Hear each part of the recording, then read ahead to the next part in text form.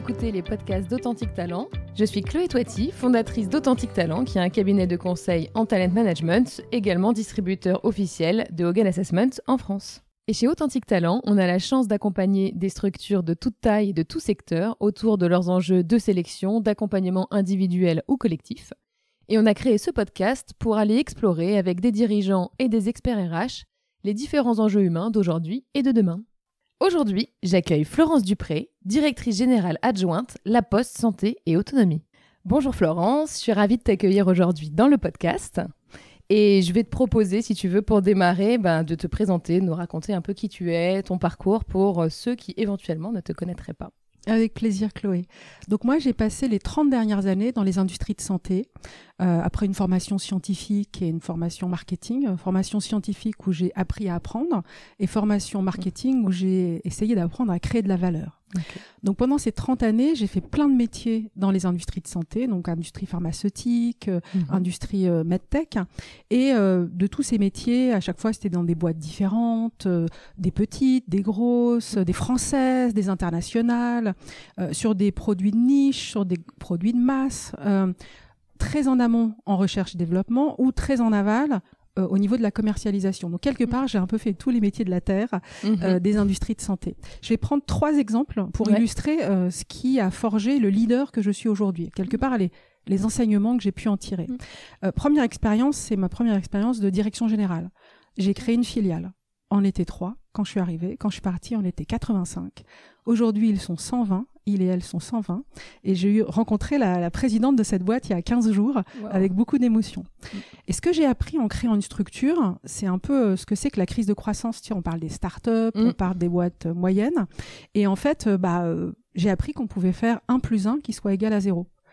C'est-à-dire qu'on met plus d'argent sur la table, on met plus de ressources, mais parce qu'on n'a pas appris à fonctionner ensemble, on a un résultat qui est contre-productif. J'ai aussi appris que on passe souvent beaucoup plus de temps sur les produits qu'on développe que sur les hommes et les femmes. Or, quand il ne nous reste rien, il nous reste notre capital humain. Et ça, c'est vraiment là que je l'ai appris, ainsi qu'à poser le cadre, mais on y reviendra plus tard. Deuxième expérience, une expérience internationale. Ça m'a énormément marqué. Je gérais un gros business, $1 milliard, 19 pays. Et j'ai eu la chance qu'on me confie à la fois un business et la transformation de l'entreprise. Donc, j'ai appris toute la différence qu'il y a entre lancer des projets et être dans le changement. Changer de compétences, changer de... être toujours à la pointe de ce qui doit se faire pour rester compétitif. Et donc ça, c'est vraiment le deuxième enseignement.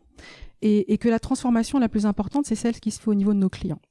Okay. Et puis, troisième expérience, j'étais DG de grosse boîte. Donc une très grosse boîte, 900 personnes, 30 direct reports, à un moment charnière.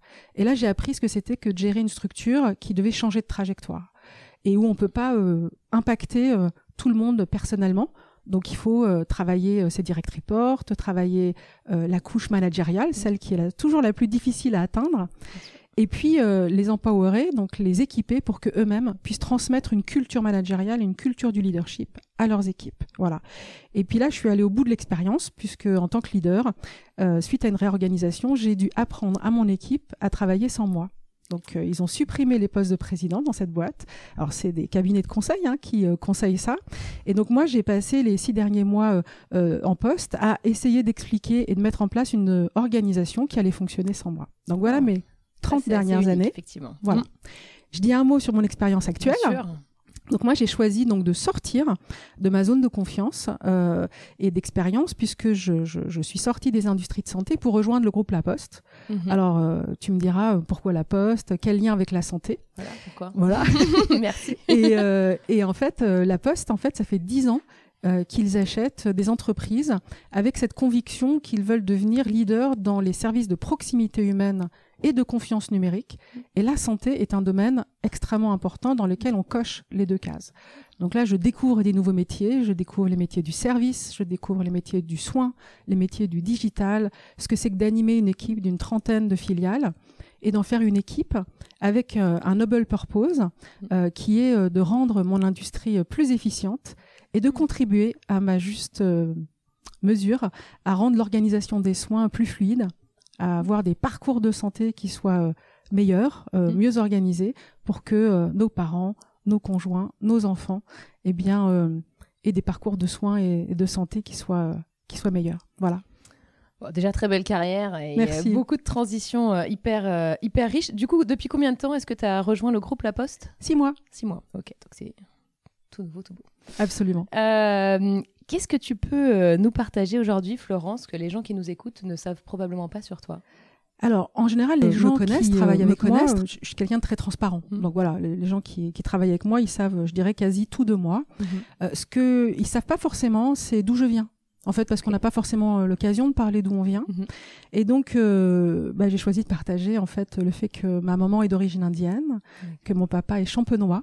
Donc, je suis issue d'un métissage, que le 24 décembre, je fêtais Noël à Bagnolet, dans un petit appartement en banlieue, le 9-3 pour ceux qui connaissent pas, et le lendemain dans un hôtel particulier à Romilly, sur Seine. Donc cette mixité d'origine, cette mixité sociale, je dirais que c'est quelque chose qui m'a aussi beaucoup construit dans ma capacité quelque part à comprendre deux mondes qui en général ne se parlent pas et peut-être à tisser des ponts entre deux mondes qui justement ne se connaissent pas suffisamment, en se disant qu'il faut être à l'écoute et apprendre. Voilà, ne jamais se mettre à la place, essayer juste de comprendre et en toute humilité.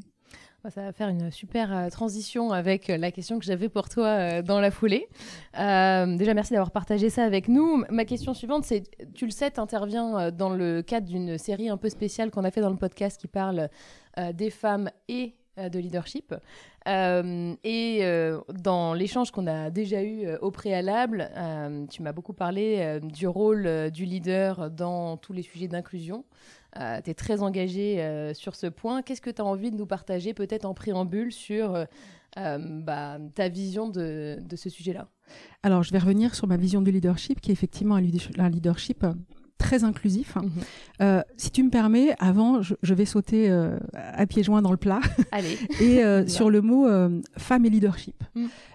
Moi, j'ai beaucoup de mal, en fait. J'ai beaucoup de mal à parler de leadership au féminin. J'ai beaucoup de mal à parler de femme et leadership, comme si finalement, ça nous ramenait toujours à notre statut de femme. Et je pense que c'est important d'en sortir, de parler de qui on est en tant que leader, parce que pour moi, il y a autant de leaders que de leadership.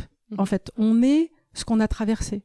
Donc, moi, j'ai envie de te parler de Florence Dupré, non pas parler à la troisième personne, mais de Florence Dupré en tant que leader. Et bien sûr, quand on dit qu'on est ce qu'on a traversé, les hommes et les femmes ne traversent pas la même chose. Donc c'est vrai qu'il peut y avoir des différences. Mais j'aime pas et je suis mal à l'aise dans le fait de parler des femmes qui seraient plus dans le soft, les hommes qui seraient plus dans le hard, comme si finalement on était à nouveau genré en tant que leader. Donc on va mettre ça de côté, si tu es d'accord. Et je suis tout à fait d'accord avec toi, et c'est d'ailleurs la raison pour laquelle nous n'avons pas appelé cette série le leadership au féminin, qui ne m'aurait pas convenu non plus. Donc on est à peu près alignés sur le concept.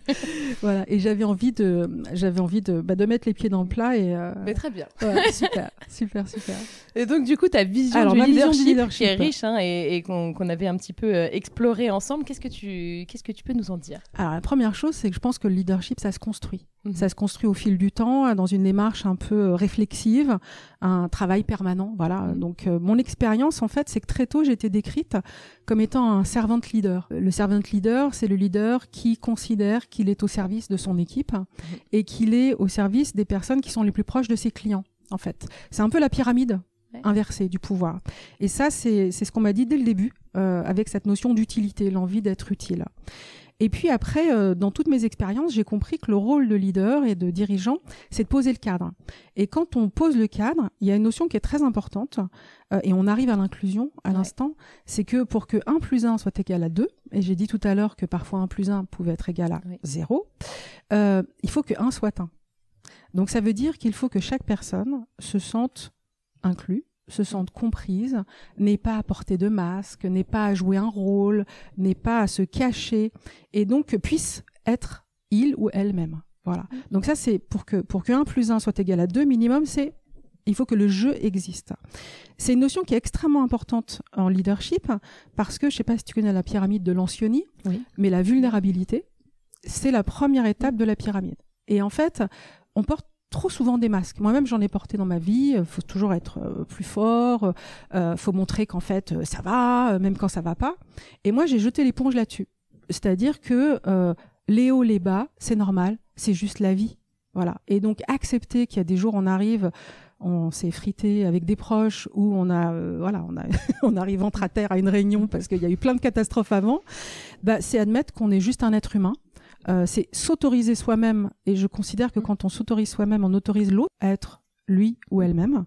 Et donc c'est très très important, et ces coups de mou, en fait, ça fait partie juste de la vie. Et quand on arrive à faire que chaque personne soit un, et non pas un demi, parce qu'on l'a mis sous cloche, ou parce qu'on l'a eu des remarques déstabilisantes, on peut essayer de se dire, ok, essayons de faire 3, en fait, déjà. Et là, on arrive, attention, un petit peu de mathématiques, c'est que je dis souvent, en fait, il faut qu'un plus 1 soit supérieur à 3. Et j'ai réfléchi mathématiquement, est-ce qu'il y a une formule, je ne sais pas si tu connais, est-ce qu'il y a une formule qui existe pour que 1 plus 1 soit égal à 4 ou à 3? Je ne te cache pas que je suis plus littéraire que matheuse, mais ouais. Je te suis. Super. Donc, la démonstration est la suivante. Donc, si on fait 1 élevé au carré, d'accord, ça fera 1. On est d'accord. Si on fait 1 élevé au carré, ça fait toujours 1. Donc, 1 plus 1 carré plus 1 carré égale 2. Voilà. La seule façon d'arriver à faire 1 plus 1 égale 4, c'est de faire une parenthèse. Et quand tu fais la parenthèse, ça veut dire que tu crées un collectif. C'est-à-dire qu'après t'être assuré que tu crées un cadre inclusif pour que le je puisse exister, tu permets au nous d'exister. Et si tu fais 1 plus 1, tu fermes ta parenthèse, t'élèves au carré, t'obtiens 4. Et si tu rajoutes une personne à l'intérieur, faut prendre le temps que ça fasse la mayonnaise, c'est comme une mayonnaise, ça se monte à la main, et en prenant des précautions, parce qu'on est tous des ingrédients différents. Et à partir de là, je me suis aperçue, et c'est mon expérience quand j'ai géré la boîte d'assez grosse taille dont je parle, que en fait, on arrivait à créer un collectif, et que ce collectif, il était gagnant. Et dans un monde où il y a de moins en moins de ressources, c'est la loi de Pareto. Donc on puise en s'assurant que chacun est au meilleur, par inclusion, on crée un collectif, et derrière, on peut gagner. Et quand on est inclusif, on peut amener de la diversité. Les gens qui disent diversité, inclusion, équité, pour moi, ils sont dans le mauvais sens. Si on amène de la diversité, qu'on n'a pas créé un cadre inclusif, mais vraiment au cœur de l'entreprise, en fait, la diversité, elle n'y trouve pas son compte, elle s'en va. Voilà. Et la raison pour laquelle je pense que la diversité, c'est pas juste un sens moral ou un devoir moral, c'est que c'est un vecteur de performance. Tu permets que je prenne ta tasse?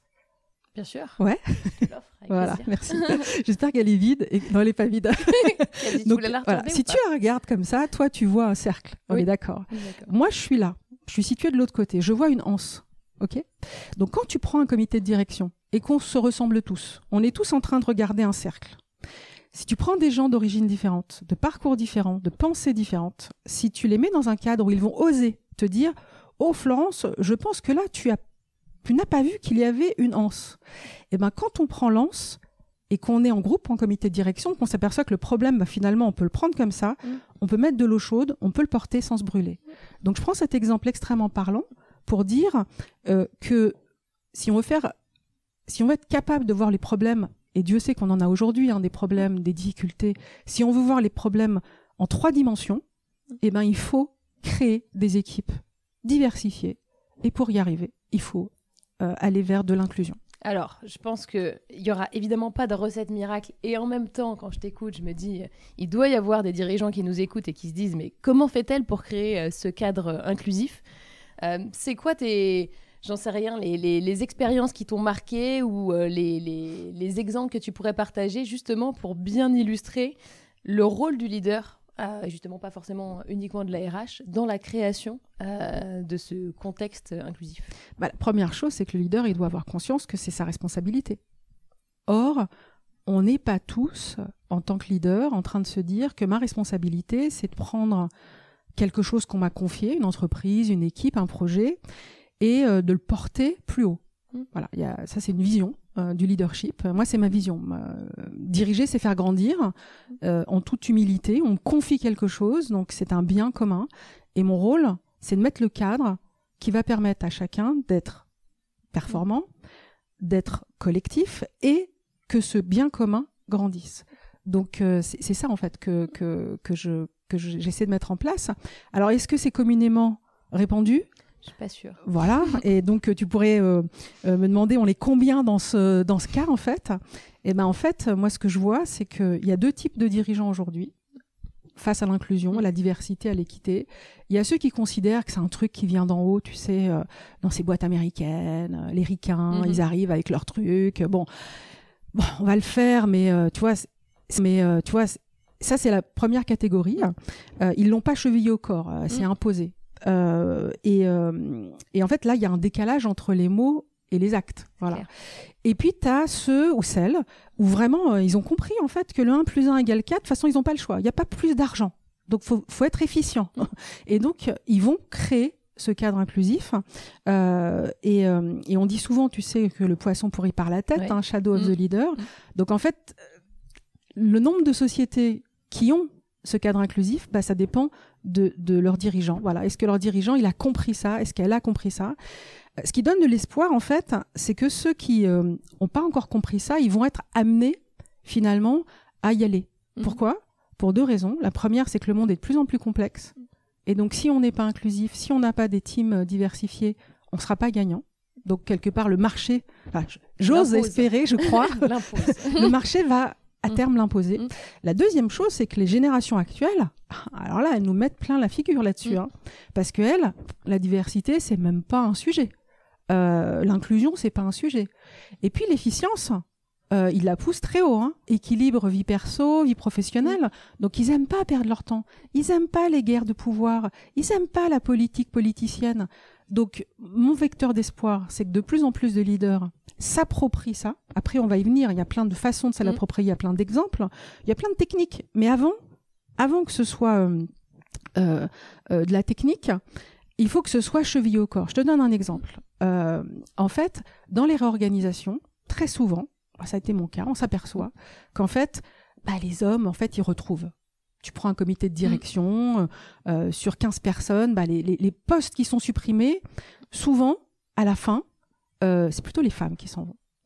Et quand tu fais, j'avais cette conversation avec des dirigeantes, quand tu fais remarquer à ton boss, voilà, tu te rends compte quand même que là, t'as recomposé ton comité de direction et il y avait 3 femmes, elles ont disparu. Et là, en fait, on entend souvent, et je citerai pas de nom parce qu'en fait, c'est vraiment souvent qu'on l'entend. Tu sais, franchement, là, c'est la crise quand même. Alors, avec ta diversité, viens pas nous embêter.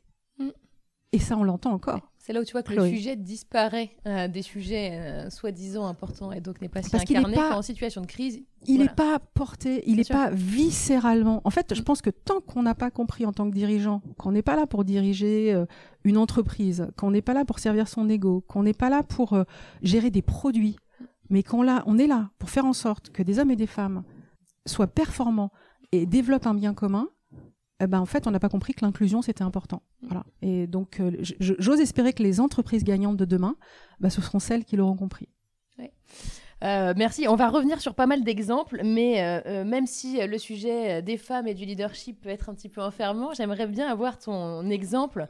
Parce qu'on manque aussi de rôle modèle et on manque aussi de compréhension de ce qui peut être vécu par des femmes dans des positions de leadership.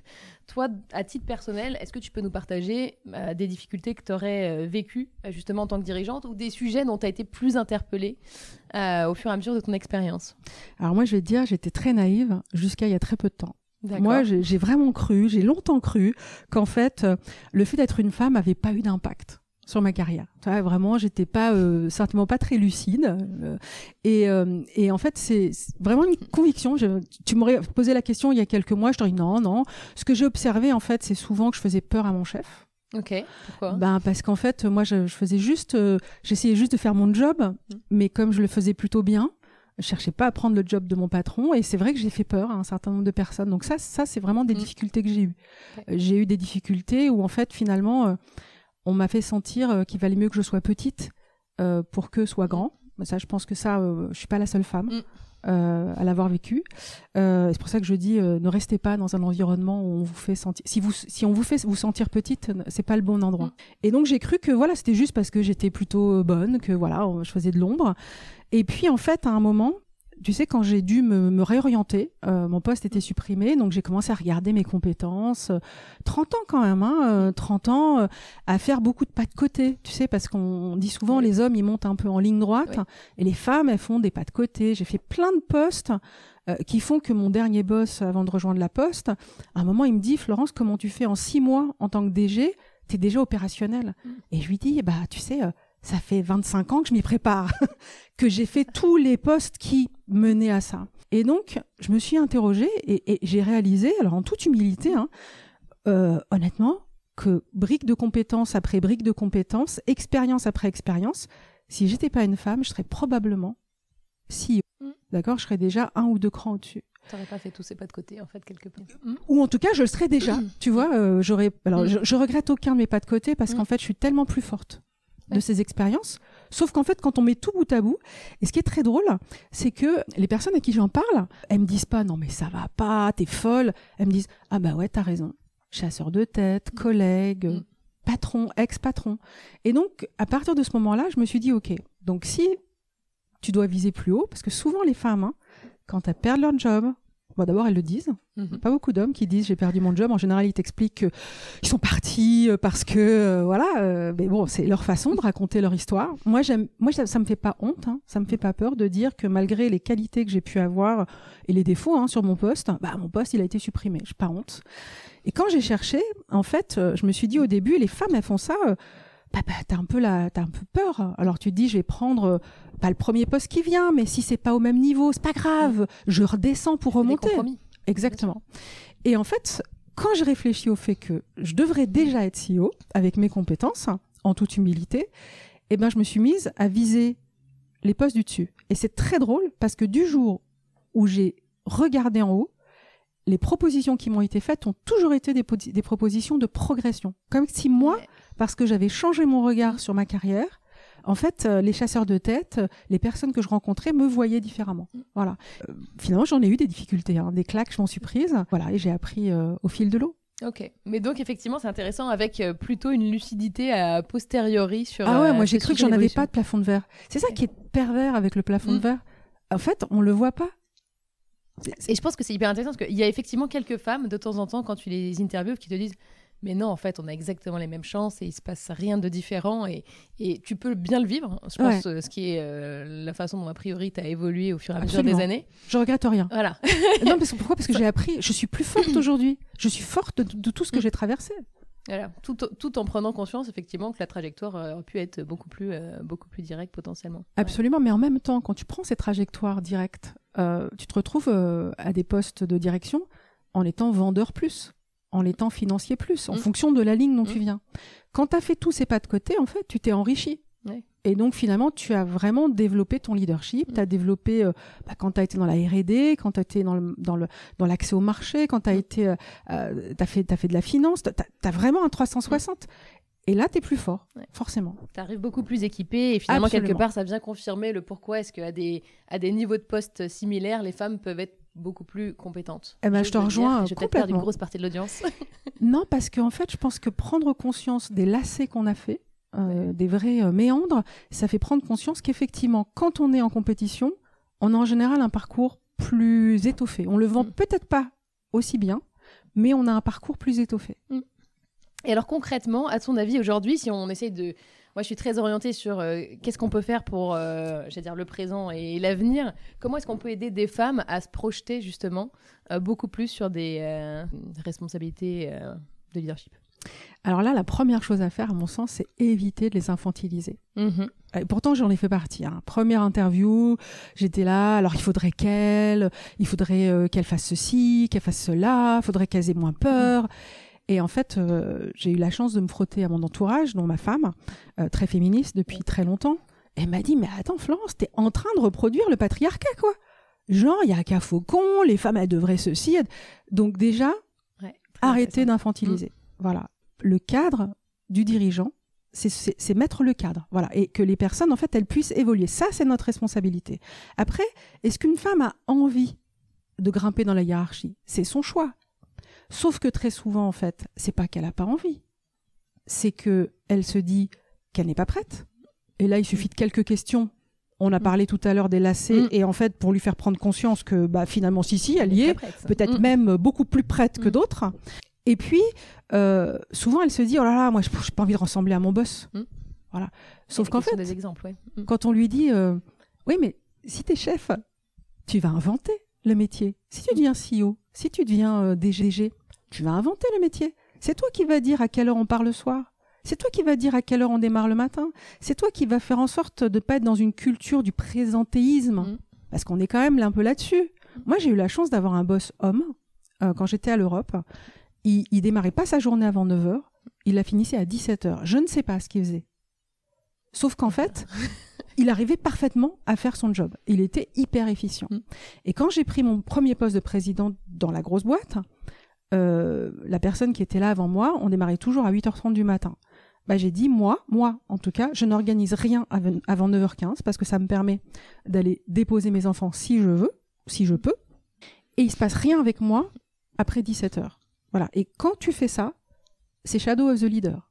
En quelques mois, ça devient la pratique. Ça ne veut pas dire que je bossais pas avant 9h, ça ne veut pas dire que je bossais pas après 17h, mais en tout cas, moi, j'étais pas en exigence de ça.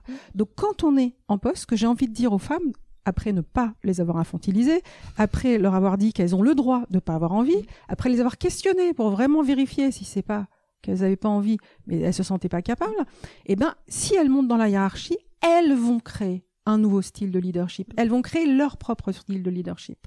La deuxième chose que j'ai envie de leur dire, c'est qu'en fait, elles peuvent et elles doivent rester elles-mêmes. Comme je disais tout à l'heure, il y a autant de leadership que de leaders. Il faut juste qu'elles trouvent leur propre voie et la puissance, en fait. Quelle est leur puissance ? Parce que le leadership, c'est de la puissance, en fait. C'est comment j'entraîne, comment je développe, comment je multiplie. Et donc, ça, c'est important, ce que j'ai envie de leur dire. Et puis, comment est-ce qu'on construit cette culture du leadership ? Voilà, une culture de leadership différent. Et ça, qu'elles viennent, si elles en ont envie, qu'elles s'autorisent à. Et moi, mon rôle, par contre, c'est créer l'environnement dans lequel elles peuvent grandir et décider d'inscrire leur leadership. Ça, c'est ma responsabilité. Ok.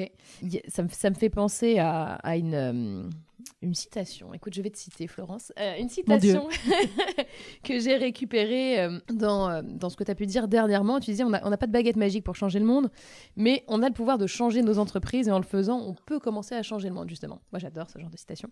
Et puis surtout, ce que ça amène dans la notion de puissance dont tu parles. Concrètement, en tant que dirigeante, quel conseil tu as envie de donner, justement, à d'autres dirigeants pour leur permettre de commencer à changer le monde, à minima, sur le sujet faire émerger des femmes leaders? Alors, première chose, c'est leur responsabilité. Je le disais tout à l'heure, c'est vraiment... Donc, ils comprennent en fait le rôle qu'ils ont à jouer pour mettre en place un environnement inclusif. Qu'ils mettent ça au cœur du moteur de leur entreprise. Donc, pour ça, il faut qu'ils aient compris que c'est pas un truc qui nous vient d'ailleurs, mais que c'est vraiment un moteur pour que leur entreprise soit performante. On en parlait, qu'est-ce qui est à ma main ? Voilà, c'est ce que cette citation, en fait, elle veut dire qu'en fait, on a toujours, tous, on retrouve du pouvoir quand on se dit, on s'interroge sur ce qui est à leur main. Tu sais, quand tu es DG, tu as le pouvoir de créer l'environnement que tu veux. Tu peux faire un environnement toxique, tu peux laisser un environnement toxique ou tu peux décider de te dire je vais avoir une démarche d'inclusion. On en a parlé tout à l'heure. Par exemple, je m'assure que je vais permettre à chacun d'exprimer. C'est bête, on est dans une grande salle. En fait, dans une réunion, qui parle ? Si c'est toujours les mêmes qui parlent et c'est ceux qui parlent le plus fort, des petites techniques, c'est tout bête, mais ça tout le monde peut le faire, c'est poser des questions, interroger. C'est que quelqu'un a une difficulté à s'exprimer parce que parfois on est un peu, c'est donner le temps, rigoler, décomplexer. Et donc c'est d'être dans un environnement on en parle beaucoup, la sécurité psychologique. Oui. C'est la chose qui permet en fait de se dire l'échec n'est pas un échec. L'échec est une pierre. Est une marche vers le succès. Et on se plante, on se plante ensemble en plus. Donc, il faut être rôle modèle sur sa vulnérabilité. Moi, ça m'arrive de me dire, je me suis trompée. Voilà, c'est pas grave. Du moment qu'on rectifie il n'y a rien de grave. Du moment qu'on rectifie la trajectoire. Donc, ce que j'ai envie de dire aux dirigeants, s'ils veulent de la diversité, s'ils veulent plus de femmes, c'est à eux d'y aller en créant un environnement inclusif. La deuxième chose, c'est que si cet environnement est inclusif, ils vont attirer des profils différents, ils vont attirer des femmes et des hommes, mais ça ne suffira pas. Ça suffira pas. parce que quand je parle d'attirer des profils, c'est des hommes et des femmes, parce que bon, il y a évidemment le 50-50, mais il n'y a pas que ça. On en parlait tout à l'heure, c'est la mixité sociale, c'est la mixité d'école, c'est la mixité d'origine, donc mixité de point de vue. Ça ne suffira pas.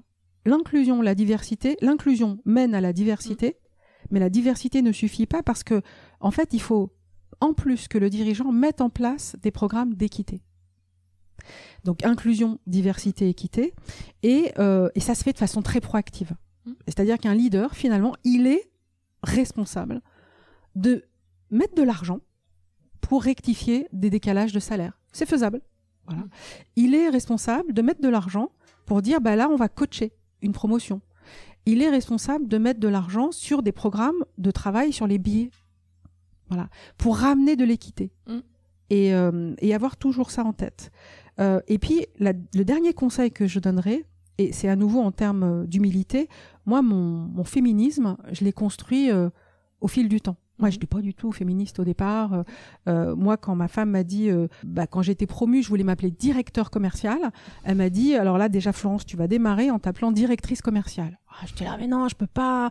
Non, ça va faire directrice d'école. J'ai rien contre les directrices d'école, mais c'est pas sérieux dans une entreprise. Elle m'a dit, Florence, si tu ne le fais pas, si vous ne le faites pas, ça sera toujours la connotation très respectable de directrice d'école. Et donc, je l'ai fait. Je me suis appelée directrice. Donc, j'ai demandé à mon assistante, Géraldine à l'époque, Géraldine, est-ce que tu peux mettre directrice commerciale ? Et à ce moment-là, elle me dit, non mais Florence, ça fait directrice d'école. Et là, je lui ai dit, c'était facile, eh bien, sache que, je te répète les propos, qu'est-ce qui est à ma main ? Qu'est-ce qui est à ma main ? Qu'est-ce que je peux changer pour que demain ça change ? Voilà. Et le changement entraîne le changement. Donc, le féminisme, d'abord, c'est pas qu'une affaire de femmes. La définition du féminisme, c'est d'être convaincu que, en fait, les femmes et les hommes doivent avoir les mêmes droits. C'est juste ça, le féminisme. C'est pas un gros mot. On n'est pas hystérique. Je le dis ici, je sais que tu le penses pas, mais ça me permet d'avoir une audience et de le dire. C'est juste se dire qu'en fait, on a envie, en tant qu'être humain, que tout le monde ait les mêmes droits, que les femmes aient les mêmes droits, les mêmes accès, et qu'elles veulent y aller, elles puissent y aller. Et donc, quand je dis que ça se construit, moi, ce que je fais aussi, et ce que je conseille aux dirigeants, c'est de construire leur culture de l'inclusion en écoutant. Moi, je l'ai dit tout à l'heure, j'ai des origines très variées. Donc, je viens de différents milieux. Donc, j'ai une oreille gauche et une oreille droite. Voilà. Mais c'est facile, en fait, de partir sur des préjugés. C'est facile de rester dans sa classe. Et donc, moi, j'ai décidé personnellement, parce que même si j'ai l'impression d'être inclusive, il y a des fois, je le suis pas. Je pense qu'il y a des fois, j'ai eu des pensées racistes. Voilà. C'est-à-dire qu'à des moments, j'ai eu des biais. C'est logique. Les biais, c'est humain. D'accord, donc déjà, voilà. Donc, mais je pense qu'il faut avoir la lucidité de se dire, si une personne me dit, là, Florence, mon assistante dans ma dernière boîte, Christine, il y a des fois, elle me disait, là, Florence, là, il y a ce que tu dis, ce que tu fais. Ah ouais, t'as raison. Faut se poser, donc faut avoir ce type de regard. Moi, je me prends des baffes tous les week-ends en écoutant des podcasts. Donc, j'ai des podcasts, j'en ai conseillé certains. Tu peux nous en conseiller un. Voilà, moi, j'écoute un podcast à soi. Là, je me prends des baffes. Il y a 45 heures où vraiment on rentre dans le détail, c'est profond. Il y a évidemment La Poudre, ça qui est beaucoup plus connu, mais là, je pense qu'il y a 150 heures d'écoute, mais c'est très, très intéressant. Il y a des épisodes qui sont absolument fabuleux, où on comprend, par exemple, que le conflit n'est pas une agression. Moi, j'ai compris des choses, alors que je croyais être forte, en fait. Je me suis aperçue juste que j'étais tout en bas, en fait. Donc, c'est normal et c'est pas grave. Faut être bienveillant. Voilà. Dans la montée en inclusion, faut être bienveillant. Voilà. On est tous là pour progresser, et moi y compris. Il n'y a pas les sachants et les non-sachants. Il n'y a pas les bons et les mauvais. On essaie juste de progresser par rapport à là où on est. Donc, moi, j'aime bien être éveillée. Pareil, woke, c'est pas un gros mot. C'est être éveillé sur le fait que je suis effectivement une femme. Donc oui, on peut dire que je suis dans une minorité. Je suis lesbienne, oui, je suis dans une minorité, mais je sais pas ce que c'est d'être une femme noire. Je sais pas ce que c'est d'avoir grandi dans une famille où en fait il y avait pas la culture de l'enseignement, la culture de l'école. Je sais pas, et donc il faut que j'apprenne. Et donc, j'apprends en écoutant des collègues, j'apprends en écoutant des podcasts. Voilà. Donc, je prescrirai à tout dirigeant de se cultiver pour être éveillé aux différences. Et en étant éveillé aux différences, on est capable de créer un environnement qui va les accueillir et qui va rendre votre entreprise performante. Ouais, c'est hyper intéressant par rapport. Tu nous citais tout à l'heure le sujet des biais, et c'est important de l'aborder sans se flageller. Ou alors il y a une espèce de fatigue en ce moment sur le sujet des biais. J'entends des gens dans les entreprises qui me disent aux biais, alors qu'effectivement, j'aime bien ta façon de le dire. On en a tous et on continue d'en avoir, et donc il y a quand même un sujet de conscientisation. C'est normal, essentiel. C'est physiologique. Heureusement qu'il y a des biais, sinon on serait mort. Voilà. Donc ça c'est un premier point. Qu'est-ce que tu as pu mettre en place d'autres? Tu vois, qu'est-ce que tu pourrais nous partager comme exemple concret de choses que tu as mises en place et que tu as trouvé vraiment utiles? Absolument. Donc, en fait, des expériences très concrètes. Quand j'ai pris la direction générale donc de la boîte dont je parlais tout à l'heure, en fait, les communautés. Alors, il y avait des communautés. Il y avait le Woman Network, il y avait le groupe Handicap. Ils étaient sous les ressources humaines, gérés par 3 personnes, en l'occurrence 3 hommes, voilà, et qui géraient les communautés. Des mecs bien, hein, voilà. Ils se reconnaîtront. Des mecs que je respecte tout à fait. Sauf qu'en fait, je me suis dit, c'est pas juste logique en fait. Donc, ce que j'ai décidé de faire avec eux, pas contre eux, c'est en fait de mettre les communautés en autonomie et de faire en sorte qu'elles reportent directement au comité de direction. Donc, en fait, elles venaient nous proposer tous les ans, en comité de direction, pas de filtre. Il n'y a pas quelqu'un qui regardait avant, qui disait c'est bien, c'est pas bien, ça me plaît pas, je connais pas. Non, elles venaient avec leurs enjeux, avec leurs plans. Et donc, elles venaient demander un peu d'argent, elles demandaient des ressources, elles demandaient du temps, homme.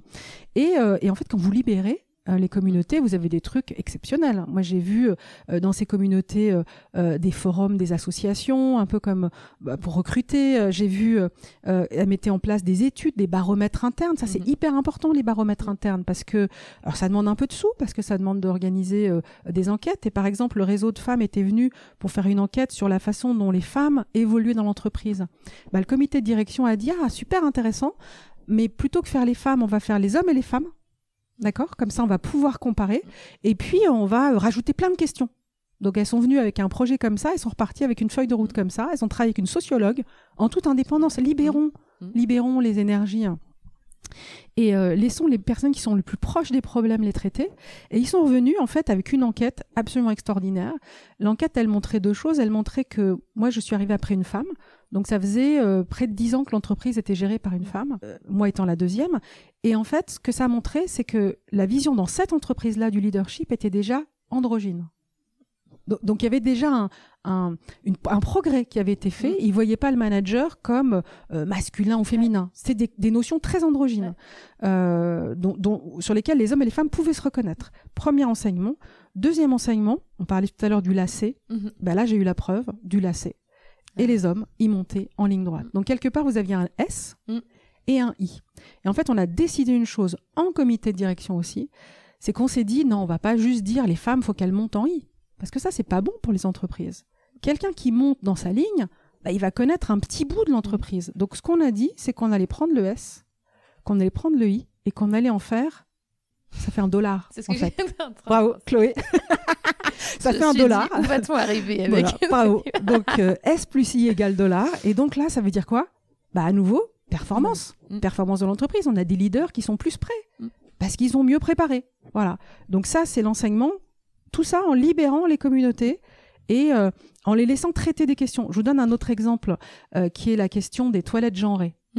Le groupe demande à toutes ses filiales, qu'est-ce que vous pensez des toilettes genrées? Alors j'aurais pu dire, attendez quand même, j'y connais un peu, donc je peux répondre. Non, j'ai décidé, il y avait un groupe Pride qui s'est monté, et donc j'ai demandé au groupe Pride de réfléchir et d'arriver en comité de direction avec une recommandation.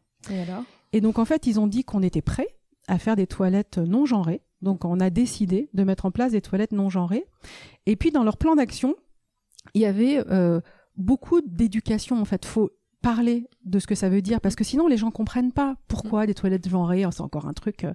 Et en fait, on a eu un podcast comme ça en interne où il y avait une maman qui parlait de son fils qui était en transition en fait.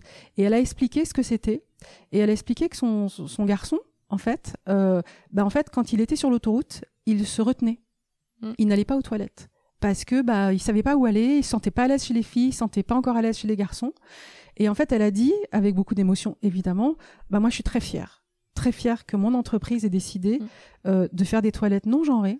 Ça veut dire que mon garçon, quand il ira dans une entreprise comme celle-là, eh ben, il pourra être qui il est, en fait, qui il est devenu.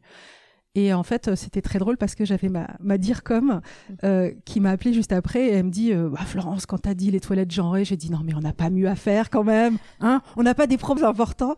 Et elle me dit mais quand j'ai écouté ce témoignage, j'ai compris. En fait, donc faut donner la parole, écouter ce que ça veut dire. On peut pas savoir si on n'a pas été traversé par ça, que ce soit la maladie, que ce soit le handicap, il faut laisser parler. Et là, tu permets aux gens de se rendre compte de ce que c'est. Et ils peuvent agir. On peut agir. On a plein de choses qui sont à notre main. Donc ça, c'est la deuxième chose. Libérer les communautés. Les laisser parler, les laisser nous enseigner quelque part. Hein. Témoigner. La deuxième chose hyper importante dans ce qui est à notre main, c'est le 50-50 systématique et maintenant. Voilà. Alors ça veut dire quoi? Ça veut dire que quand on fait, vous savez, enfin tu sais tous ces programmes de HIPO, voilà, les hauts potentiels. Bien, nous on en avait 16. Voilà, 16 hauts potentiels. Et ben, on a décidé avec les ressources humaines, avec le comité de direction, de dire 16 égale 8 plus 8. 8 hommes, 8 femmes, 50%. J'avais 17 patrons de business. Parce que la parité, quand on met toutes les femmes dans les fonctions, RH, finance, communication, maintenant RSE, c'est facile. Hein. Mais dans le business, moi j'ai dit je veux voir en KPI, hein, les KPI, c'est hyper important d'avoir des KPI. En KPI, moi je veux voir sur mes 17 patrons de business, j'en avais 3 qui étaient des femmes. Comment est-ce qu'on fait pour arriver à la parité? Eh ben notre DRH avec l'équipe de direction, avec tous les managers, ils ont dit voilà, on va à chaque fois proposer 50-50, autant de candidats hommes que de candidats femmes. Qu'est-ce que ça donne? Ben ça donne que un coup c'est une femme, le coup d'après c'est un homme, le coup d'après c'est une femme, le coup d'après c'est un homme et le coup d'après c'est une femme. Donc ça veut dire quoi? Ça veut dire qu'on arrive à 50-50. 50-50 à l'entrée, par affinité, ça donne du 50-50 à la sortie. Un coup c'est un homme, un coup c'est une femme. Donc c'est faisable et c'est quelque chose qu'on peut mettre en place dès maintenant et ça marche. La troisième chose, c'est toutes ces formations. Alors, je suis désolée, hein, tu parles de fatigue, mais on va y revenir. Formation sur les biais, le travail sur soi, tout ce qui est travailler sur le coaching pour travailler sur sa capacité à développer l'autre, avoir un management plus inclusif. Et quand on parle de ces biais, de toutes ces formations, moi, j'aimerais qu'on n'oublie pas, mais tu le connais, ce chiffre, donc c'est le 10-20-70. C'est-à-dire qu'on fait des formations, mais si nos managers ne sont pas formés avant leurs équipes, ils vont pas pouvoir coacher. Donc ça, c'est important de commencer dans la pyramide par former les managers. Donc, ils sont formés pour pouvoir coacher. Et puis après, 70, c'est learn on the job. Hein. C'est je te coach au quotidien sur ces sujets-là. Donc, on se regarde. Il y a des programmes vraiment excellents hein, dans les entreprises. Moi, j'en ai connu dans ma précédente vie absolument fabuleux où même en croyant être avancée, je me suis aperçue que j'avais énormément de choses à apprendre. Donc, faut pas hésiter et à le faire parce qu'en fait, ce que tu construis, c'est la culture de ton leadership. C'est quel leadership tu veux. Et puis un dernier sujet qui pour moi est hyper important, c'est dans ces sujets de biais et de situations difficiles, on a mis en place un programme de formation au sexisme ordinaire. Okay. Créé maison, voilà, créé par des managers suite à un cas qu'il y avait eu dans l'entreprise. Donc on a demandé à un petit groupe de travail d'écrire un cas drôle, voilà, mais en même temps pas drôle. Et c'était hyper intéressant parce que il n'y a pas de bonne réponse. Donc c'était pas on vous fait un cours. Non, ça a duré 4-5 heures. On les a exposés au cas, on a regardé comment ils réagissaient parce qu'en fait c'était un cas vachement dur parce que la personne qui était sexiste, c'était un client. Et oui. Waouh, comment tu fais pour recadrer un client? Comment tu fais quand tu as une de tes collaboratrices ou un de tes collaborateurs, hein, parce que parfois c'est pas du sexisme, hein, c'est du racisme, hein, c'est voilà de la discrimination. Comment tu fais pour réagir sans griller ton client? Finalement, c'était hyper utile parce que ça permettait aussi de se dire que on voulait former nos managers à savoir dire non. Et ils pouvaient dire non à ça comme, s'ils sont pas capables de dire non à un client pour ça, ils sont pas capables non plus de dire non à un client qui nous demanderait des dessous de table. Or franchement, on n'a pas le choix, voilà. Donc ça, toujours, on renforce la culture managériale en n'étant pas culpabilisant. On prend chacun de là où il part, d'accord. On tape pas trop fort. Moi, j'avais tendance à taper fort, mais non, faut pas casser la machine. Faut beaucoup de bienveillance, voilà, beaucoup d'humilité. On est en chemin. Il y a pas, il y a une différence entre je me trompe et j'ai un comportement déviant. Si j'ai un comportement déviant, il faut le dire. Que ce comportement-là, il n'est pas accepté dans l'entreprise, faut le dire. Et par contre, se tromper, c'est normal, on apprend, on est là pour apprendre. Par contre, une fois, pas deux. Voilà. Donc ça, c'est des exemples très concrets de choses qu'on a mis en place. Ouais, je te remercie. C'est intéressant parce qu'effectivement, moi, j'entends beaucoup dans les entreprises qu'on accompagne, dans les solutions du coaching dédié aux femmes, mais qui parfois, je suis fan de coaching, bien sûr, et puis comme on nous demande de le faire, c'est un sujet auquel je crois beaucoup, mais qui parfois peut renforcer le côté, dans la façon dont c'est présenté, elles ont besoin d'être coachées pour arriver au même niveau d'assertivité, de confiance, de ce que tu veux que les hommes. Donc parfois, entre guillemets, dans la présentation, ça peut continuer à confirmer ce biais. Et en même temps, ce que j'aime bien, c'est la question, pourquoi est-ce qu'on ne coache pas plus au leadership inclusif ? Absolument. Voilà, là, on le voit un peu sur tous les murs. On est une entreprise inclusive. Je vois très peu d'entreprises qui vont vraiment faire du coaching pour développer un style de leadership beaucoup plus inclusif. Moi, j'ai eu la chance d'être exposée à 2 formations. Waouh, on prend une claque. Faut juste accepter de prendre la claque. Mais ouais, ça existe. Et ça vaut le coup. Et je pense que ça devrait même être obligatoire, en fait. Moi, dans ma boîte précédente, c'était une formation obligatoire. Ouais. Hyper intéressant. Alors du coup, tu en as donné pas mal. Alors une grosse partie de notre audience, comme tu le sais, sont des DRH. Est-ce qu'il y a quelque chose que tu auras envie de leur dire spécifiquement ? Est-ce qu'il y a un conseil supplémentaire que tu auras envie de leur adresser ? Alors le DRH, c'est le plus beau duo qu'on peut faire avec un président ou une présidente, en fait, parce que ils sont là pour outiller, ils sont là pour construire avec le dirigeant cette culture du leadership. Donc le conseil à leur donner, c'est de pas oublier leur responsabilité dans l'accompagnement du dirigeant. Alors parfois ils n'ont pas beaucoup de chance, parfois ils sont plus inclusifs que leurs dirigeants, mais alors là bienveillance et essayer de faire progresser. En plus, de plus en plus au niveau international, toutes ces formations elles arrivent. Peut-être la deuxième chose que je dirais, c'est que c'est les garants du 50-50. Eux, c'est les garants. Donc c'est à eux de travailler sur comme on appelle le funnel, le pipeline de talents. Et ça commence maintenant, voilà. Et donc, faut pas qu'ils lâchent. Une autre notion qui est très importante, c'est que j'ai eu la chance d'être exposée à tout ce qu'on appelle les matrices de compétences, qui est une façon de dégenrer finalement le leadership en se disant, on arrête les trucs très blablabla, mais on rentre dans le leader, il doit savoir faire ci, il doit faire ça. Donc, et quand on commence à lister ça, on s'aperçoit qu'en fait, c'est donc dégenré, voilà, et que les femmes s'y projettent beaucoup plus. Parce qu'en fait, elles peuvent prendre un stylo et dire ça, je sais faire. Ah oui, donc tu peux postuler pour ce poste. Voilà. Donc, les matrices de compétences, moi, j'associe autre chose. On avait aussi, vous savez, il y a les GEPP, donc qui sont les parcours professionnels d'évolution. Et nous, on avait nommé ça ODET. Donc, c'est Objectif, Développement et Évolution des talents. Avec une conception, c'est qu'en fait, dans le monde dans lequel on vit, moi, j'avais 900 personnes. J'avais 900 talents. On peut pas c'est pas 10% de la population les talents. Alors après, on peut avoir 10% de gens qui veulent progresser, on leur programme quelque chose. Mais on avait 900 personnes et chaque personne compte. Donc dans ce GEPP, qui aurait pu être vécu juste comme quelque chose d'administratif, notre DRH a, avec le comité de direction, avec un cabinet qui nous a accompagnés, écrit des matrices de compétences et donc des façons d'évoluer au sein de l'entreprise pour développer cette culture des briques de compétences. Voilà. Et de quelque chose où en fait c'est facile de dire j'ai pas. Ça permet à des gens, par exemple, qui sont à la finance, qui pourraient pas passer à des postes business, de dire, mais attends, mais ça, tu sais faire, tu pourrais. Voilà. Donc, on décloisonne aussi, on stoppe les silos. Et peut-être le conseil que je donnerais aussi, c'est que, en fait, c'est chouette d'avoir des DRH qui passent par des postes opérationnels business. En fait, ça, moi, je le vois beaucoup dans l'entreprise où je suis aujourd'hui à la Poste. Il y en a beaucoup qui sont passés par des postes business. Ça leur donne un regard autre. Ouais. Tu vois, ils se rendent plus compte de ce que c'est que d'être manager d'équipe commerciale. Et c'est un beau regard.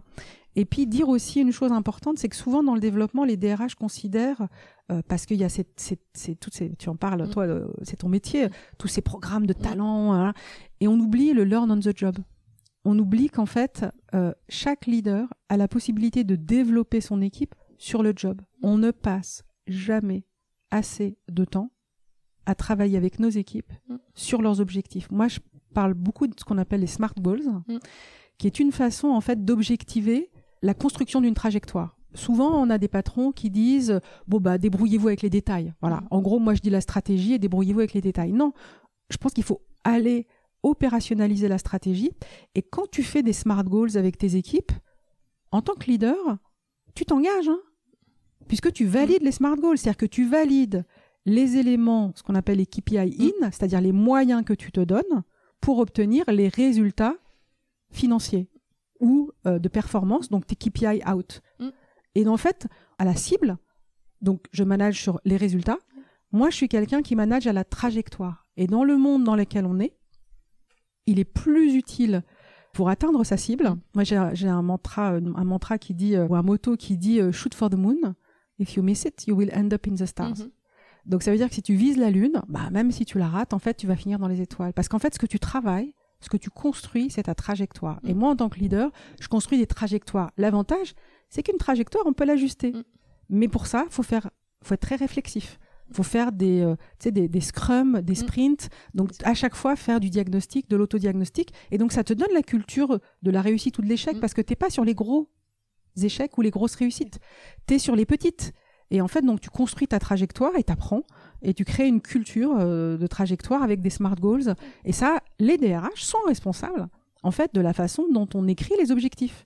Donc, ceux qui laissent faire, l'objectif, c'est de prendre 50% de part de marché, l'objectif, c'est d'atteindre X millions. Ouais, mais comment ? Et en fait, forcer ces managers à travailler avec leurs équipes sur le comment, c'est se donner toutes les chances d'atteindre sa cible, puisqu'en fait, on fait ce qu'on appelle l'opérationnalisation de la stratégie. Donc, en fait, quand on fait ça, on a une stratégie, on l'opérationnalise, donc on l'exécute. Et comme on est au contact de ces équipes dans l'exécution, en fait, on apprend. Je ne sais pas si tu connais cette publication hyper connue avec le manager qui a la tête, et on dit la tête, le cœur et les mains. Ouais. D'accord ? Moi, je fais l'inverse. Je fais la tête, c'est la stratégie. Les mains, c'est l'exécution. Et le cœur, c'est les hommes et les femmes. Parce qu'en fait, je suis convaincue que c'est en travaillant, en essayant, en se trompant, donc en exécutant la stratégie, concrètement, avec son manager, qu'on va grandir. Voilà. Donc, ça fait une boucle positive. Et après, tu repars sur l'adaptation de ta stratégie. Donc, stratégie, execution, people, en boucle fermée à l'infini. C'est un peu ce qu'on appelle le lean startup, en fait, avec ses clients. Faire la même chose avec tes clients. Voilà. Donc, le message au DRH, c'est vous êtes très important, ne l'oubliez pas, et vous êtes au cœur de cette stratégie. Oui, ça leur donne effectivement des éléments qui sont assez ambitieux. Et je reviens sur un point, ils sont responsables effectivement, tu parlais tout à l'heure des matrices de compétences, qui est un sujet, qui est clé, à la fois de permettre aux gens de se projeter, et donc aux femmes, mais bon, d'une façon générale, à tout le monde, en fait, quelque part, de se projeter.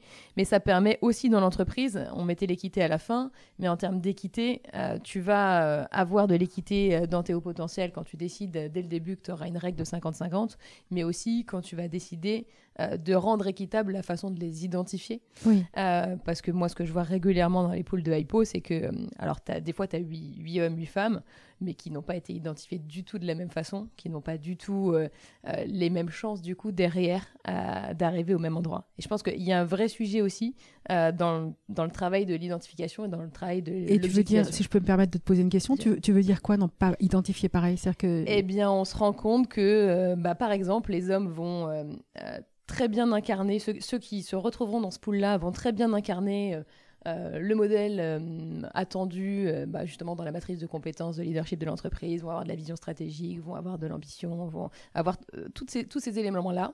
Et les femmes qui aboutissent dans ces pools vont être, alors je suis désolée, ça va être très cliché, mais on l'a pas mal observé, des femmes qui vont avoir un très bon relationnel, qui vont être très consciencieuses, qui vont être beaucoup plus tactiques.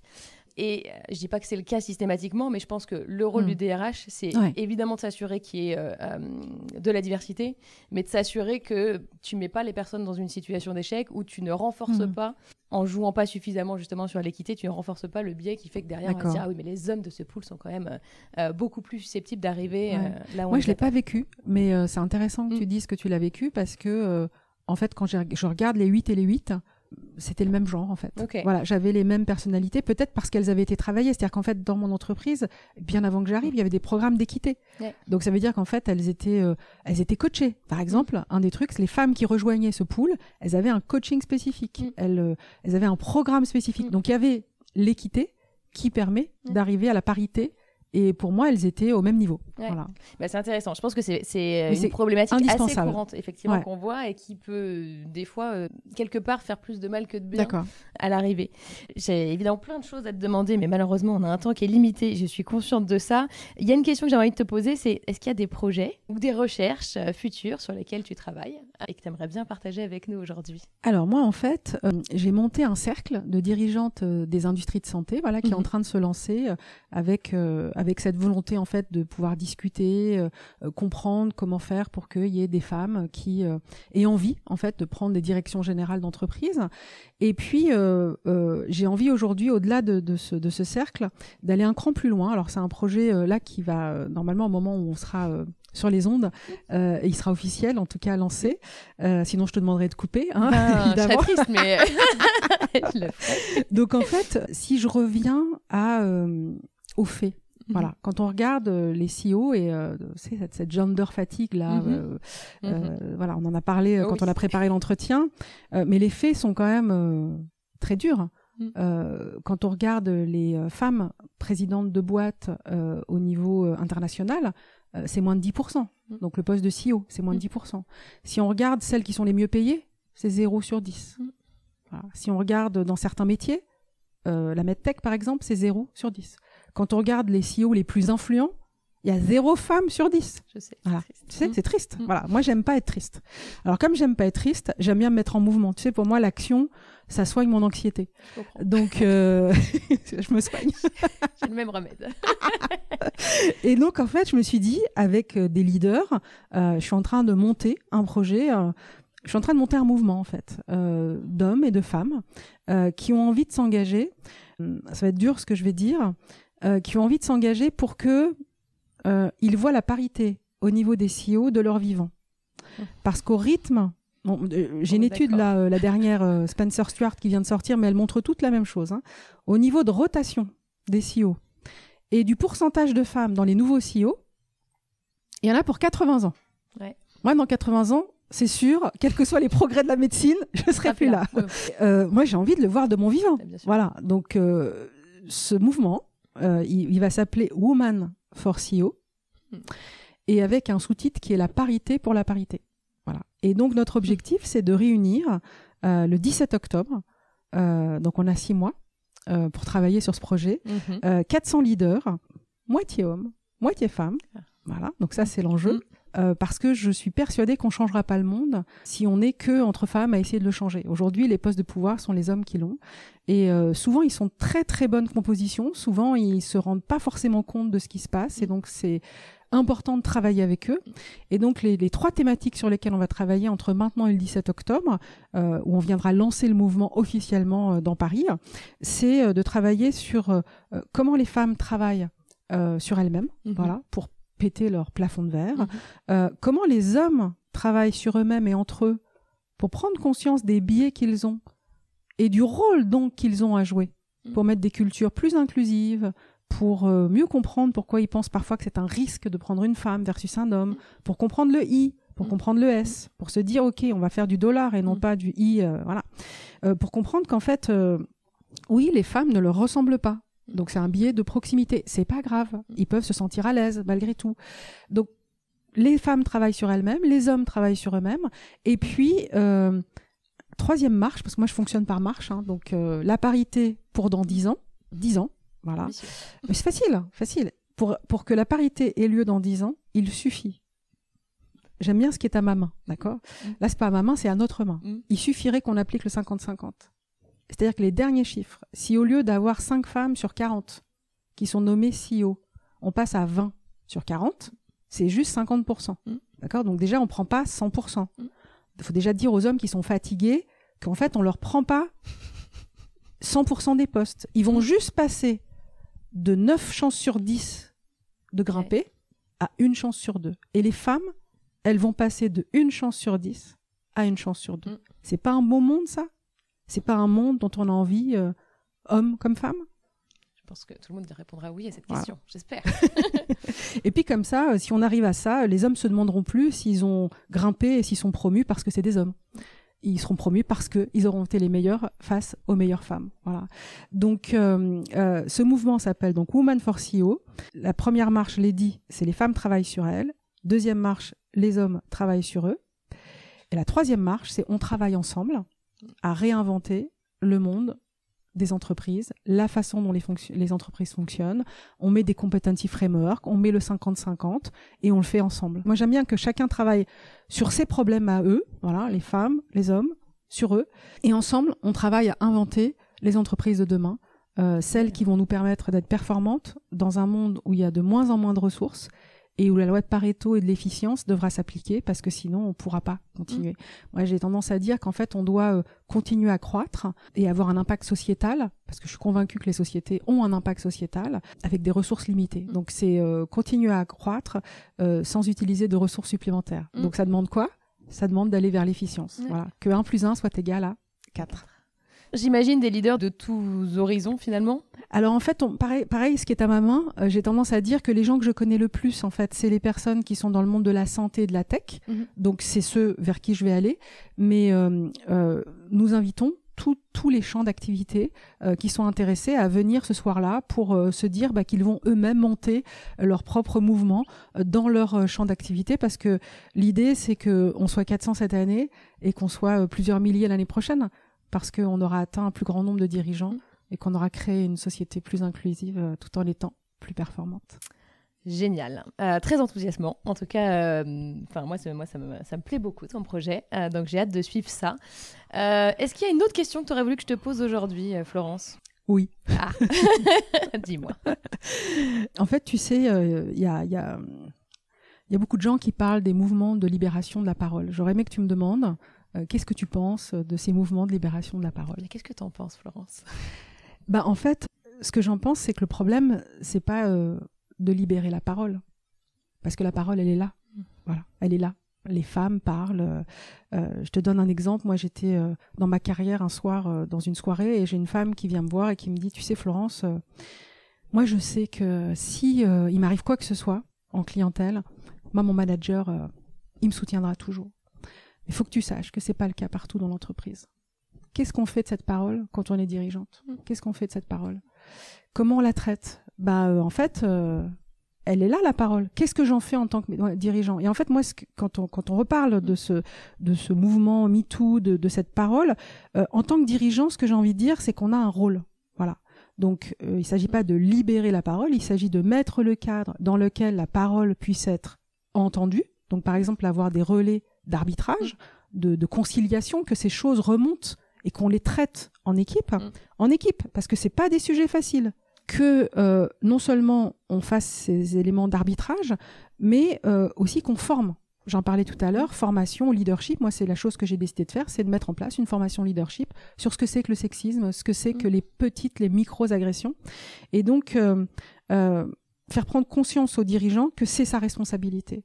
Et que si je pense à un certain vendredi soir où on était beaucoup devant la télé à regarder les Césars, et à la parole qui a eu lieu, j'ai été scotchée, en fait, qu'il n'y ait pas eu d'écho à cette parole.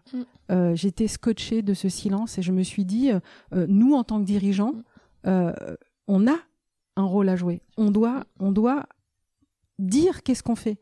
Par exemple, on doit dire, ça, c'est un comportement que je n'accepte pas. Alors souvent, on te dit, oui, mais les trucs d'arbitrage, ça doit rester secret.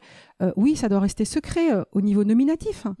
Mais dire, voilà, dans notre entreprise, ça s'est passé, comment on a traité, qu'est-ce qu'on en a appris, comment est-ce qu'on peut faire pour pas que ça se reproduise, ça doit pas être tu. On doit dire, en plus c'est légal, en plus c'est une responsabilité pénale. Donc c'est une responsabilité morale, mais c'est aussi une responsabilité pénale. Donc accueillir la parole, en faire quelque chose. Voilà. Donc le message, c'est que en tant que dirigeant, on a un rôle à jouer. Voilà, on a un rôle à jouer et on doit accueillir la parole, on doit la traiter, quelle qu'elle soit, que ce soit terrible comme l'inceste ou la pédocriminalité dans le cinéma, ou que ce soit des agressions minimes, mais il n'y a rien de minime. Quand on parle de racisme, quand on parle d'homophobie, quand on parle de sexisme, c'est pas minime, c'est des micro-agressions qui font qu'en fait on a des gens qui tous les jours ne peuvent pas être eux-mêmes. Parce que tous les jours, ils sont agressés. Et ça, c'est bon pour personne. Voilà. Donc, c'est notre responsabilité. Ouais, merci beaucoup. C'est une super conclusion parce qu'effectivement, quand on parle d'inclusion, quand on parle de formation psychological safety, on a l'impression effectivement qu'en ayant des gens qui osent s'exprimer, en ayant libéré la parole, on a déjà fait une grosse partie du chemin. C'est vrai, mais la façon dont tu vas la traiter derrière publiquement absolument. Et peut-être le dernier mot, c'est que c'est pas aux victimes de prendre ce combat. Alors elles le prennent, hein. Ils le prennent parce qu'ils n'ont pas le choix. Mais c'est pas à eux de prendre ce combat. C'est à nous, dirigeants, de prendre ce combat. En plus, on est loin. On est moins touchés. On peut en parler avec distance. C'est pas à eux, c'est pas à elles de prendre, même si je comprends qu'elles le prennent. Mais moi, ce que j'ai envie de leur dire, c'est que c'est à nous, en tant que société, de vous répondre. En tant que société, en tant qu'entreprise, c'est à nous de vous répondre. Et ce combat, reposez-vous, soignez vos plaies, reconstruisez-vous. On va le continuer pour vous. On va le continuer pour vous et on va le continuer avec vous. Merci beaucoup Florence, c'était passionnant. Merci pour cet échange sans langue de bois. Et voilà, merci d'être venue avec nous dans ce podcast. Merci Chloé de m'avoir autorisée à être moi-même aujourd'hui et à pouvoir partager cette vision.